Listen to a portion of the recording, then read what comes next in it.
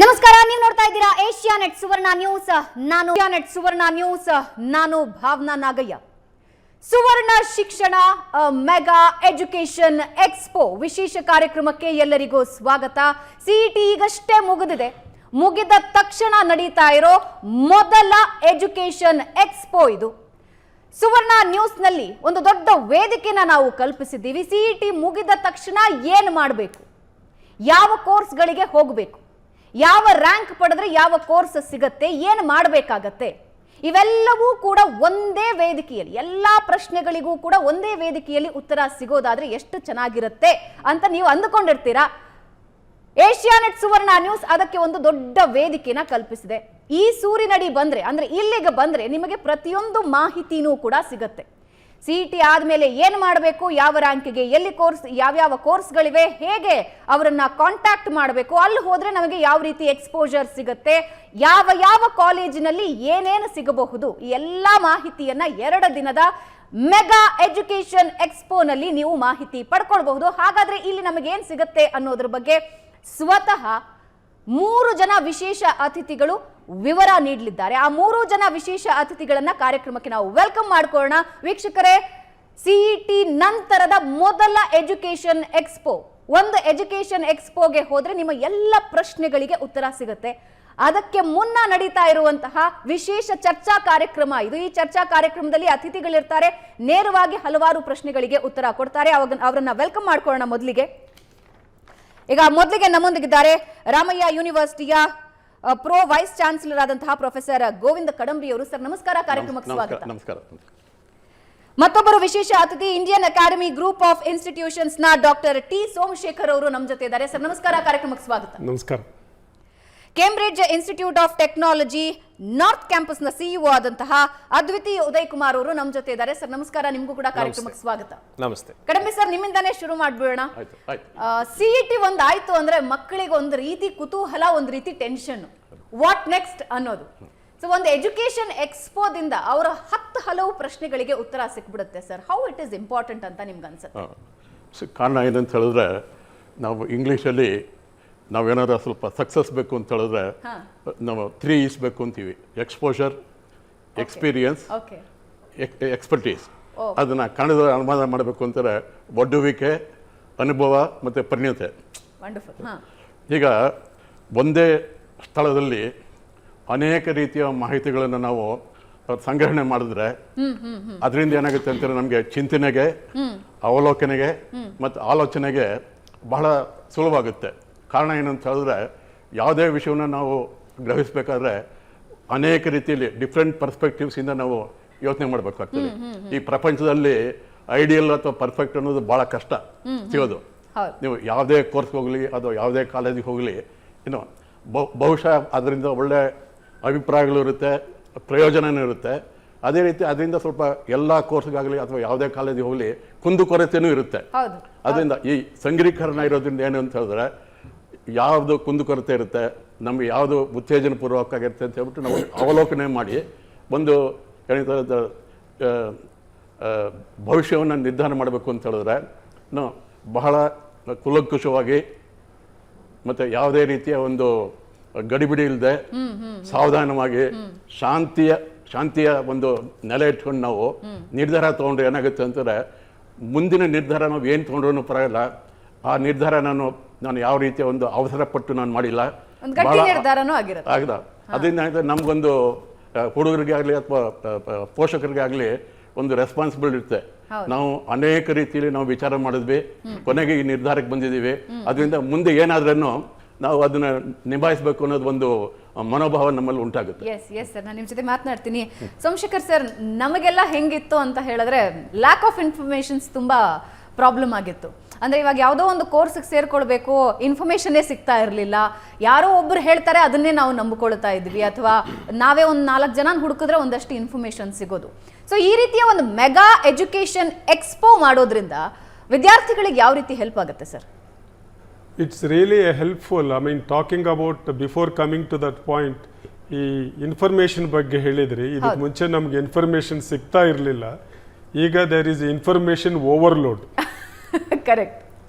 that is also equally confusing to students. True ನಮ್ಮ ಕಾಲದಲ್ಲಿ ನಾವು ಎಜುಕೇಶನ್ ಚಾಯ್ಸ್ ಮಾಡಬೇಕಂದ್ರೆ ಬರೀ ತಂದೆ ತಾಯಿ ಹೇಳೋ ಕೋರ್ಸ್ ಸೇರೋದು ಅಥವಾ ಫ್ರೆಂಡ್ಸೋ ಯಾರೋ ಅಕ್ಕಪಕ್ಕ ಇರೋರು ಈ ಕೋರ್ಸ್ ಸೇರು ನೀನಂದರೆ ಆ ಕೋರ್ಸ್ ಸೇರ್ತಾ ಇದ್ವಿ. But today students, if you look at even in other parts of the world, they almost spend 1 year to not just go to the education fairs, to actually go to various educational institutions across the country, okay not in their own city. So that is how they do the review and enquiry process. At least here now, if you cannot do that for various reasons, ನಮ್ಮ ಸ್ಥಿತಿನಲ್ಲಿ ಒಂದು education fair ಇಂಥ ಒಂದು ದೊಡ್ಡ ಸೈಜ್ನಲ್ಲಿ such a big quality education fair ಮಾಡ್ತಾ ಇದ್ರೆ ಅಲ್ಲಿಗೆ ಡೈರೆಕ್ಟಾಗಿ ಹೋದರೆ student should go, not depend on parents or somebody to tell them what course to do. Go there, discuss with concern faculty members, ಯಾವ ಕೋರ್ಸ್ ಇದೆ ಆ ಕಾಲೇಜ್ನಲ್ಲಿ, ಯಾವ ಕೋರ್ಸ್ ನಿನಗೆ ಇಷ್ಟ. You have to choose as a student rather than depend on others. This will give time to discuss with concerned people in the fair. ಫೇರ್ಸ್ನಲ್ಲಿ professors ಇರ್ತಾರೆ, vice chancellors ಇರ್ತಾರೆ, ಫ್ಯಾಕಲ್ಟಿ ಮೆಂಬರ್ಸು ಫೇರ್ಸ್ನಲ್ಲಿ ಬರೀ we are not sending counsellors there. We are sending educated people who can share valuable technical information on the various courses. So going to education fair is in itself is like an education for students to make right choice. For each course ಸೇರ್ಬೇಕು ಅನ್ನೋದಕ್ಕೆ it is very very important. I should really appreciate Suvarna for this grand initiative, and I wish all of you really are doing a great service to student community by hosting such a big event. Thank you sir. ಅಂದರೆ ಇದು ತುಂಬ ಸೂಕ್ಷ್ಮವಾದ ಘಟ್ಟ.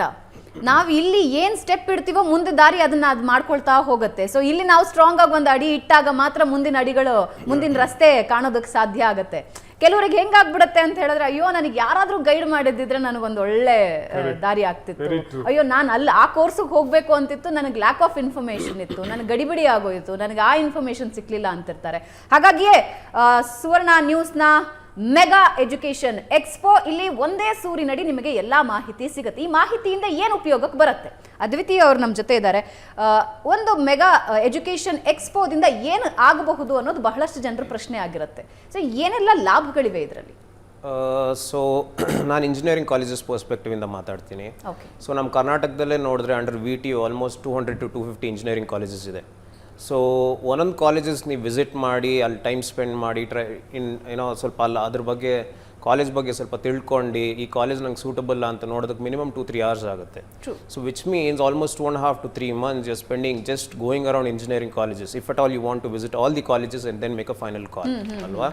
So ಇಷ್ಟು time ಎಷ್ಟು ಜನ ಇದ್ರೆ we are living in a fast paced world ಅಲ್ವಾ? ಸೊ ಎಷ್ಟು ಜನಕ್ಕೆ ಇಷ್ಟು ಟೈಮ್ ಇರುತ್ತೆ? So having almost about 200 to 250 colleges ಒಂದೇ ಅಂಬ್ರೆಲ್ಲಾ ಕೆಳಗಡೆ, so wherein students and parents ಬಂದು ಕಾಲೇಜಸ್ ರೆಪ್ರೆಸೆಂಟೇಟಿವ್ಸ್ ಜೊತೆ ಇಂಟ್ರ್ಯಾಕ್ಟ್ ಮಾಡಿ ಅವ್ರ ಬಗ್ಗೆ ಇನ್ಫಾರ್ಮೇಷನ್ ಪಡೆದುಕೊಂಡು ಆ ನಂತರ ಅಲ್ಲಿಂದ ಕಾಲೇಜಸ್ ಶಾರ್ಟ್ ಲಿಸ್ಟ್ ಮಾಡಿ ಕಾಲೇಜಸ್ ವಿಸಿಟ್ ಮಾಡಿ ಸ್ಟೂಡೆಂಟ್ಸ್ದು ಏನು ಗೋಲ್ಸ್ ಇದೆ ಮತ್ತು ಕಾಲೇಜಸಲ್ಲಿ ಏನು ಫೆಸಿಲಿಟೀಸ್ ಇದೆ, ಸೊ ಅವ್ರ ಗೋಲ್ಸ್ನ ರೀಚ್ ಮಾಡೋದಕ್ಕೆ ಕಾಲೇಜ್ ಯಾವ ಥರ ಸ್ಪಂದಿಸ್ತಾರೆ, ಸೊ ಇದೆಲ್ಲ ಇನ್ಫಾರ್ಮೇಷನ್ ಪಡ್ಕೊಂಡು ಆಮೇಲೆ ಮೇಕ್ ಎನ್ ಎಜುಕೇಟೆಡ್ ಚಾಯ್ಸ್ ಅಂತಾರಲ್ಲ, so that is very important.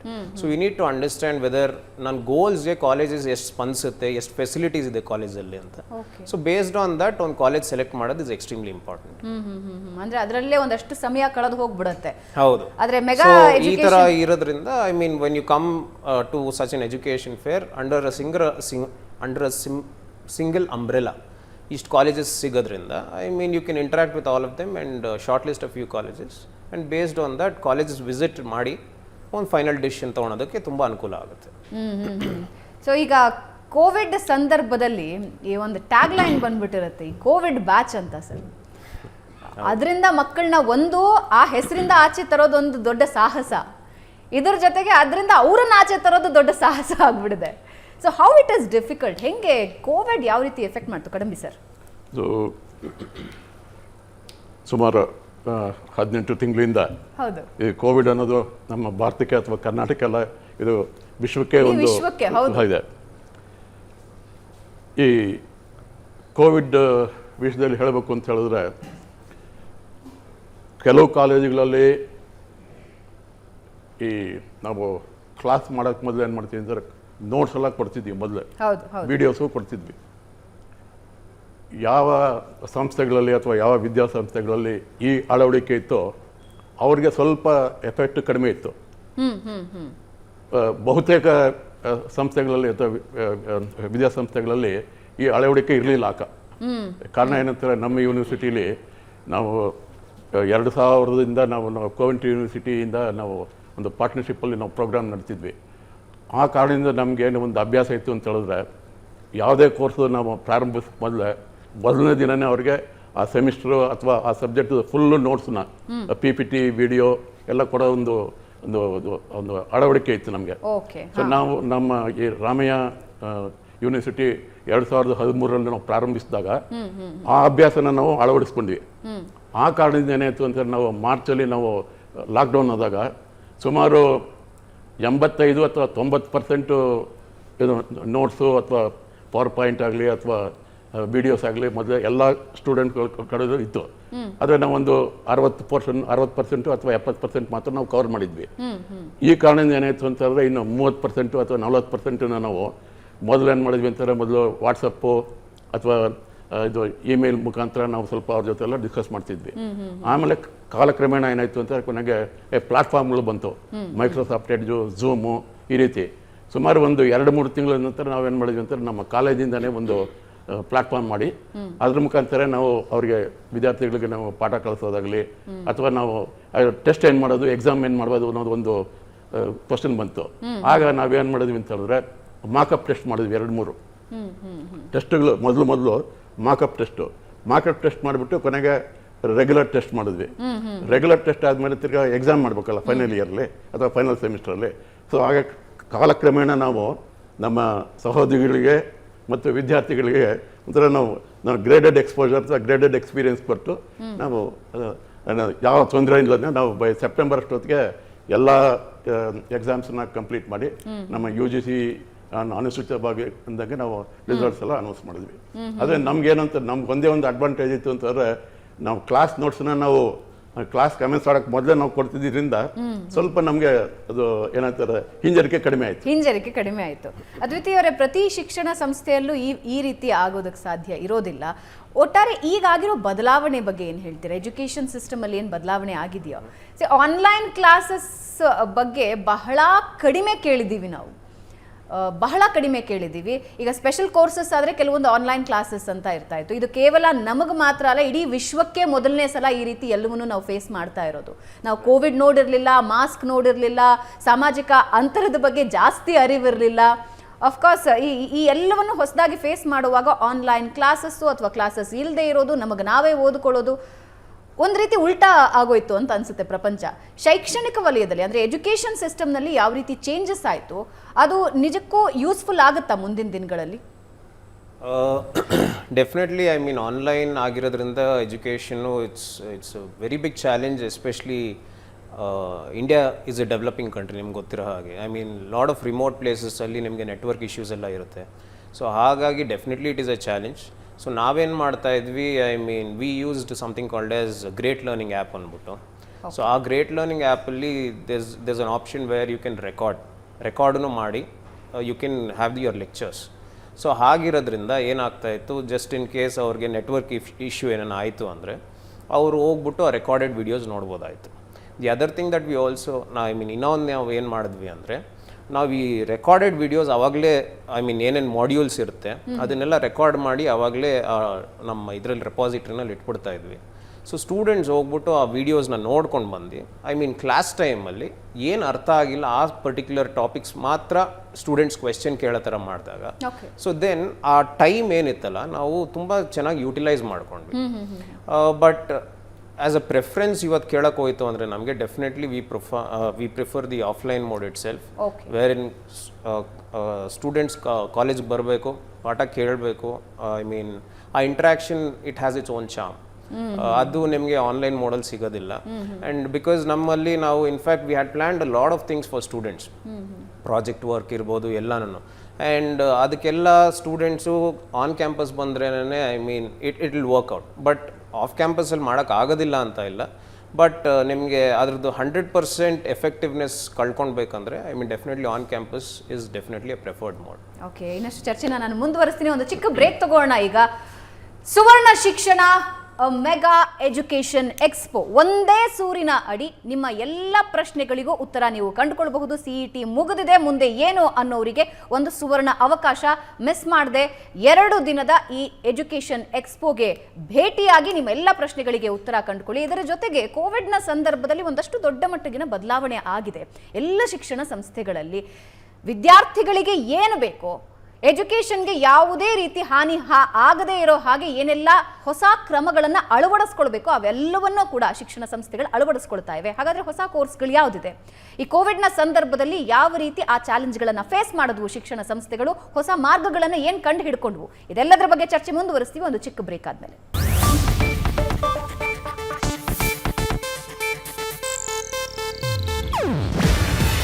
ಇದು ಏಷ್ಯಾನೆಟ್ ನ್ಯೂಸ್ ನೆಟ್ವರ್ಕ್ ಪ್ರಸ್ತುತಿ. ನೀವು ನೋಡ್ತಿದ್ದೀರಾ ಏಷ್ಯಾನೆಟ್ ಸುವರ್ಣ ನ್ಯೂಸ್.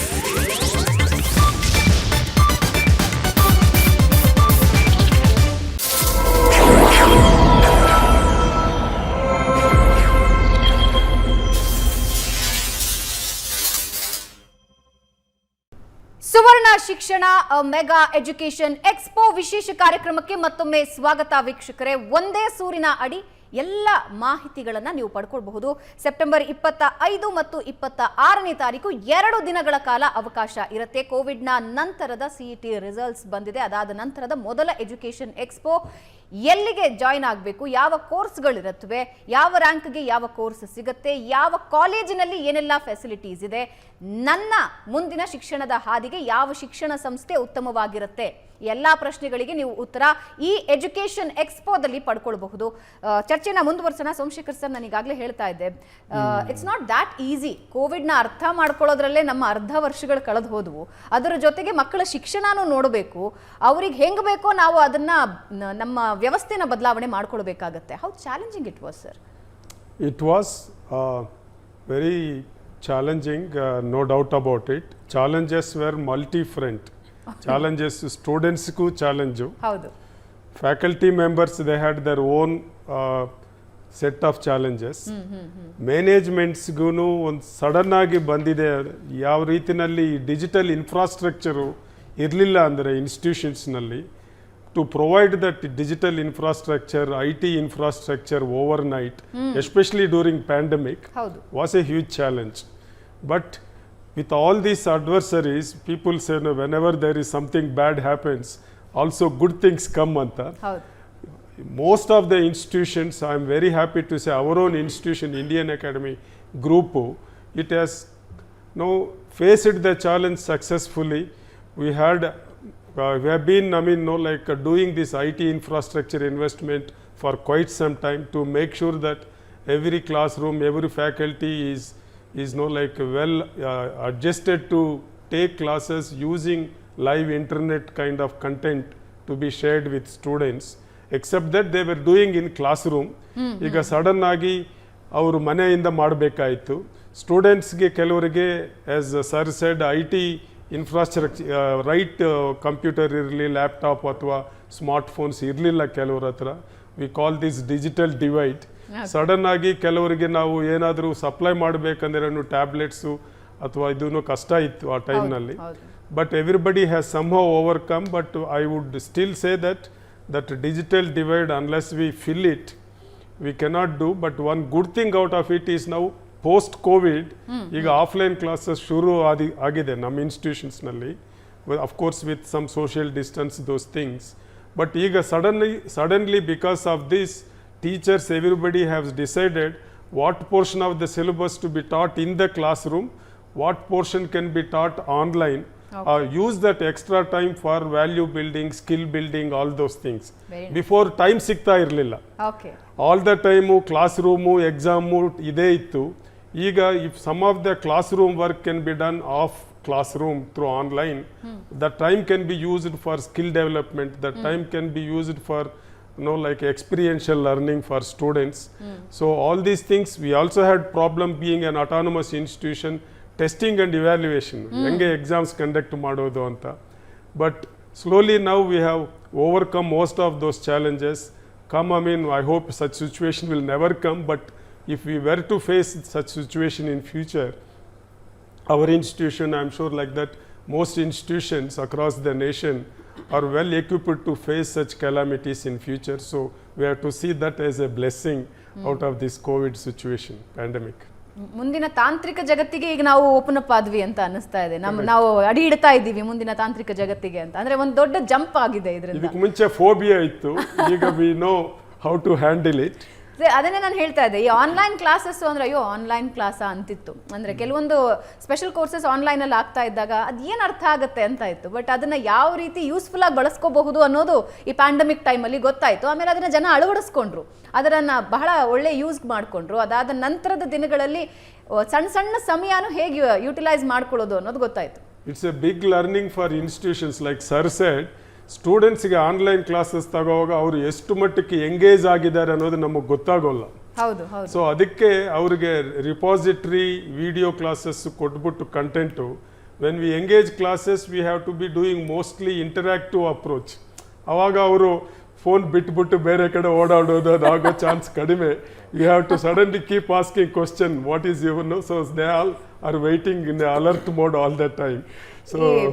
ಈ ರ್ಯಾಂಕ್ ಪಡಿಬೇಕು, ನಾವಿರೋದೇ ಓದೋದಕ್ಕೆ ಅನ್ನೋ ವಿದ್ಯಾರ್ಥಿಗಳದ್ದು ಸಮಸ್ಯೆ ಆಗಲ್ಲ. ಆದರೆ ಒಂದು ಚೂರು ಪುಷ್ ಮಾಡಬೇಕಾಗಿರೋ ವಿದ್ಯಾರ್ಥಿಗಳನ್ನು ಹಿಡಿದಿಟ್ಕೊಳ್ಳೋದು ಬಹಳ ದೊಡ್ಡ ಸಾಹಸ ಆಗೋಗಿತ್ತು ಈ ಆನ್ಲೈನ್ ಕ್ಲಾಸಸ್ ಸಂದರ್ಭದಲ್ಲಿ. ಸೊ ವೀಕ್ಷಕರೇ, 3 ಅದ್ಭುತವಾದ ಸಂಸ್ಥೆಗಳ ಮುಖ್ಯಸ್ಥರು ನಮ್ಮ ಜೊತೆ ಕೂತಿದ್ದಾರೆ. ಹಾಗಾದ್ರೆ ಅವರ ಸಂಸ್ಥೆಗಳಲ್ಲಿ ಯಾವೆಲ್ಲ ಸವಲತ್ತುಗಳಿವೆ, ವಿದ್ಯಾರ್ಥಿಗಳು ಅವರ ಸಂಸ್ಥೆಗೆ ಹೋದ್ರೆ ಏನೆಲ್ಲ ಸವಲತ್ತುಗಳು ಸಿಗುತ್ತವೆ, ಎಲ್ಲದರ ಬಗ್ಗೆ ಅವರಿಂದಲೇ ಮಾಹಿತಿ ಪಡ್ಕೊಳ್ತೀವಿ. Will take a very short break. ಬ್ರೇಕ್ನ ನಂತರ ವಿಶೇಷ ಕಾರ್ಯಕ್ರಮ ಮತ್ತೆ ಮುಂದುವರಿಯುತ್ತೆ.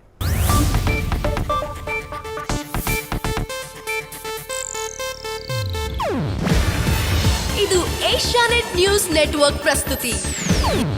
ನೀವು ನೋಡ್ತಿದ್ದೀರಾ ಏಷ್ಯಾನೆಟ್ ಸುವರ್ಣ ನ್ಯೂಸ್.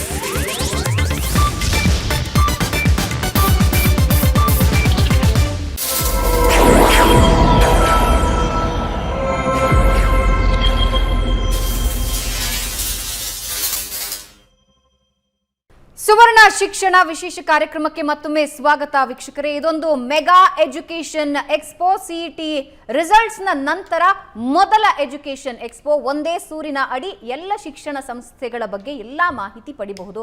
ಜೊತೆಗೆ ನಿಮಗೆ ಯಾವ ಕೋರ್ಸ್ ಬೇಕೋ ಅದರ ಬಗ್ಗೆ ಪ್ರಶ್ನೆಗಳಿಗೂ ಕೂಡ ಉತ್ತರ ಪಡ್ಕೊಳ್ಬಹುದು.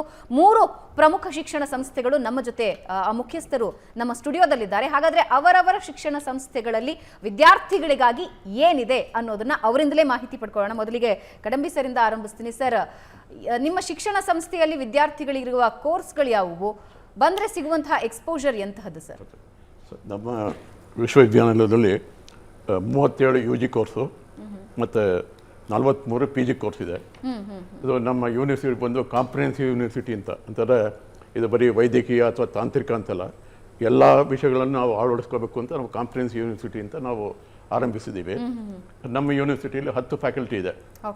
ಫ್ಯಾಕಲ್ಟಿ ಆಫ್ ಇಂಜಿನಿಯರಿಂಗ್ ಟೆಕ್ನಾಲಜಿ, ಅಲ್ಲಿ BTech ಮತ್ತು MTech ಕೋರ್ಸಸ್ ಇರುತ್ತೆ. 11 UG program from computer science to aerospace. ಅದೇ ರೀತಿ faculty of management and commerce, ಅಲ್ಲಿ BBA, BCom, MBA ಪ್ರೋಗ್ರಾಮ್ಸ್ ಇರುತ್ತೆ. ನಾನು ಫ್ಯಾಕಲ್ಟಿ ಆಫ್ ಫಾರ್ಮಸಿ, ಅಲ್ಲಿ B.Pharm, M.Pharm ಮತ್ತು Pharm D. ಅದೇ ರೀತಿ ಫ್ಯಾಕಲ್ಟಿ ಆಫ್ ಡೆಂಟಲ್ ಸೈನ್ಸಸಲ್ಲಿ BDS, MDS.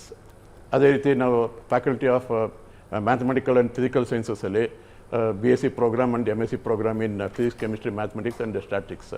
ಅದೇ ರೀತಿ ನಾವು ಈ ವರ್ಷ ನಾವು ಹೊಸದಾಗಿ ನಾವು ಸ್ಕೂಲ್ ಆಫ್ ಸೋಷಿಯಲ್ ಸೈನ್ಸಸ್ ಅಂತ ಓಪನ್ ಮಾಡಿದ್ದೀವಿ.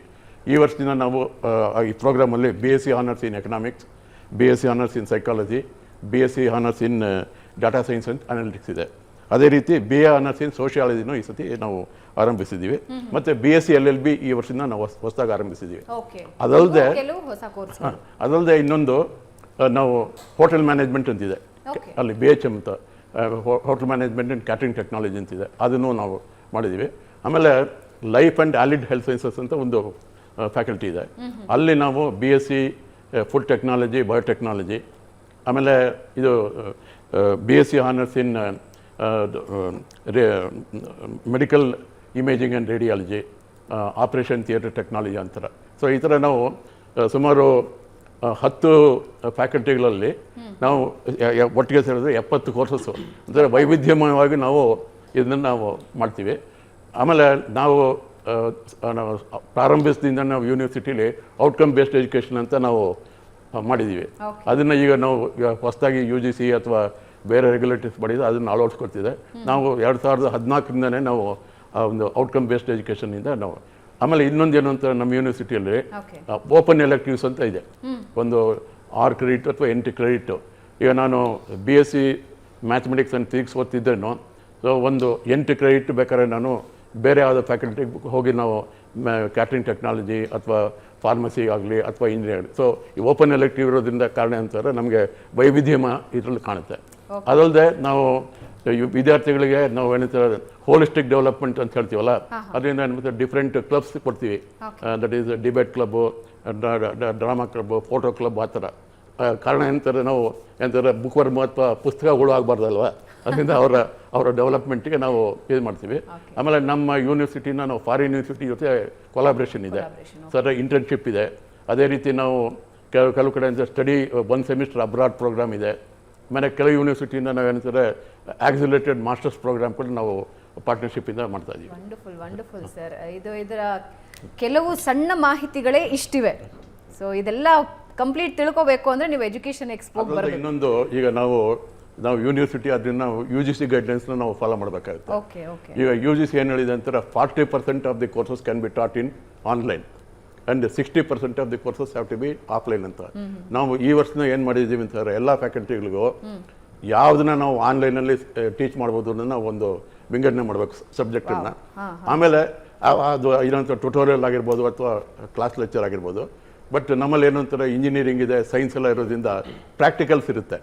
ಆ ಪ್ರಾಕ್ಟಿಕಲ್ಸ್ನ ನಾವು ಆನ್ಲೈನ್ ಹೋದ್ಸತಿ ನಾವು ಸ್ವಲ್ಪ ವೀಡಿಯೋಸ್ ಎಲ್ಲ ಕೊಟ್ಟು ಒಂದು 15 ದಿವಸ ನಾವು ಹುಡುಗರನ್ನ ಕರೆಸಿ ಥಿಯರಿ ಎಲ್ಲ ಆದಮೇಲೆ 15 ದಿವಸ ಬರೀ ಪ್ರಾಕ್ಟಿಕಲ್ಸೇ ಮಾಡಿದ್ವಿ. ಈ ಸತಿನೂ ನಾವು ಅದೇ ರೀತಿ ಮಾಡಬೇಕು ಅಂತ ನಾವು ಒಂದು ಪ್ರಯತ್ನ. ಸೋಮಶೇಖರ್ ಸರ್, ನಿಮ್ಮ ಸಂಸ್ಥೆಯಲ್ಲಿ ವಿದ್ಯಾರ್ಥಿಗಳಿಗೆ ಏನೆಲ್ಲ ಸವಲತ್ತುಗಳಿವೆ, ಏನೆಲ್ಲ ಕೋರ್ಸ್ಗಳಿವೆ? We have 5 different institutions under Indian Academy umbrella. ಅದರಲ್ಲಿ ಮೈನ್ ಇನ್ಸ್ಟಿಟ್ಯೂಷನ್ ಫ್ಲ್ಯಾಗ್ಶಿಪ್ ಪ್ರೋಗ್ರಾಮ್ ಅಂತ Indian academy degree college, which is 23 year old, and it is now 2 cycles it has gone through NAC accreditation process with A grade, and it is an autonomous institution now with over 17 UG programs and 14 master's programs being offered in our Indian Academy Degree College. So a lot of advantages being an autonomous institution is that we keep changing, developing syllabus, curriculum development and design is a very dynamic process. ಅದು continuous ಆಗಿ almost every semester, ಈ semester ಓದಿರೋರು next year ಆ ಸೆಮಿಸ್ಟರ್ನಲ್ಲಿ ಕೆಲವು changes ಇರುತ್ತೆ. And they are important changes for the enrichment part. ಈ ಥರ various facilities are available being an autonomous institution. Lot of NSS, NCC, lot of these other developments. Courses wise we are primarily into science, basic sciences, commerce, computer science and humanities faculties, management. E courses ella ide masters and UG level. Similarly very strong placement support for them. And we have one system where student mentoring is a very prominent thing in our system. So that a group of students are allocated to a faculty, they will follow closely our progress early, our personal issues early, emotional issues early. Nodkondu, so then only they can perform well in classroom, right, in academic programs. As Dr. Kadambi said, now even as per the new education policy and as per the other guidelines, statutory guidelines, every ಕೋರ್ಸ್ಗೆ course outcome ಅಂತ ಬಿಗಿನಿಂಗ್ನಲ್ಲಿ ಸ್ಟೂಡೆಂಟ್ಗೆ ಈ ಪೇಪರ್ನಲ್ಲಿ ನಾನು 60 hours ಪಾಠ ತಗೊಂಡ್ರೆ ನನಗೆ ಏನು I am suppose to learn in the beginning only it is given course specific outcome, program specific outcome. ಅದಾದಮೇಲೆ ನಾವು ಅದು ಲೈಕ್ ವೆಯ್ ಆ್ಯಂಡ್ ಇವ್ಯಾಲ್ಯುವೇಟ್ ಎಷ್ಟು ಮಟ್ಟಕ್ಕೆ ನಾವು ಸಕ್ಸಸ್ಫುಲ್ ಆಗಿ ಈ ಆಬ್ಜೆಕ್ಟಿವ್ಸ್ನು ಅಚೀವ್ ಆಗಿದ್ವಿ ಅಂತ. So by doing that, student also his satisfaction level goes up because he knows in the beginning what he is supposed to get. That is very important, I feel. So lot of these kind of things this year we are introducing MSc Data Science course in already have computer science and biotechnology, microbiology, these things. Our MBA program is a standalone program. It is under IS School of Management Studies. We have College of Nursing and School of Nursing. We also have a pre-university college. Okay. All are within a radius of around 1 kilometer. So these are some of the things which we have been continuously developing and upgrading. Faculty development is a huge focus. Yes. So everything is important at the end of the day. If you are conscious about student welfare and student support, ಅವ್ರಿಗೆ ಏನು ಬೇಕೋ ಅವ್ರು ಕೊಡ್ತಾ ಇದೀವಾ ಇಲ್ವಾ ಅನ್ನೋದು ಒಂದು main internal. Continuously we keep evaluating and take necessary steps to ensure that we are also getting better. ಅದು ಹೆಂಗೆ ಅಂದರೆ ಸರ್, ಹೊಸತನಕ್ಕೆ ನಾವು ಯಾವಾಗಲೂ ತೆರೆದಿಟ್ಕೊಳ್ಬೇಕಾಗತ್ತೆ. ವಿದ್ಯಾರ್ಥಿಗಳಿಗೆ ಏನು ಬೇಕು ಅನ್ನೋದನ್ನ ನಾವು ಅಪ್ಡೇಟ್ ಫಸ್ಟ್ ಆಗಬೇಕು, ಆಮೇಲೆ ವಿದ್ಯಾರ್ಥಿಗಳಿಗೆ ಅದನ್ನು ಅಳವಡಿಸಬೇಕಾಗುತ್ತೆ. ಅದ್ವಿತೀಯ ಅವರೇ ನನ್ನ ಜೊತೆ ನಾನು ಮಾತನಾಡ್ತೀನಿ. ಅದಕ್ಕೂ ಮುಂಚೆ ಒಂದು ಚಿಕ್ಕ ಬ್ರೇಕ್ನ ನಂತರ ವಿಶೇಷ ಕಾರ್ಯಕ್ರಮ ಮತ್ತೆ ಮುಂದುವರಿಯುತ್ತೆ.